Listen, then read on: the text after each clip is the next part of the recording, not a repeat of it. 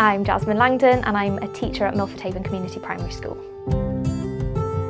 I have loved the opportunities that the Welsh Sabbatical has offered me. We decided that Jasmine was the right person to undertake the course because she had a real enthusiasm for the Welsh language. We thought, here's somebody that could actually bring the knowledge and skills she would gain from the sabbatical throughout our newly amalgamated primary school. I want there to be a consistent whole school approach to how we teach Welsh so that every child has an equal opportunity to develop their language skills. Fy mhrif darged i ydy codi hyder y staff. Rydw i wedi bod yn cefnogi athrawon yn fy ysgol i sicrhau eu bod nhw'n gallu dysgu trwy Cymraeg. Mae nhw eisiau hyfforddiant. Dwi'n dangos syniadau a gemau a pethau maen nhw'n gallu wneud mewn 10 munud bob dydd.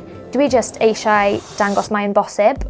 This is the third member of staff that has gone on the long Welsh sabbatical. It means we have got that expertise in order to support the other staff who may not be as confident in ensuring that our children's Welsh becomes as good as their English is. Having been on the Welsh Sabbatical, I know that I'm going to play a big part in ensuring our school helps our children towards the national target of having over 1 million Welsh speakers by 2050. The Cymraeg 2050 vision, I think, has to be important to everybody in Wales.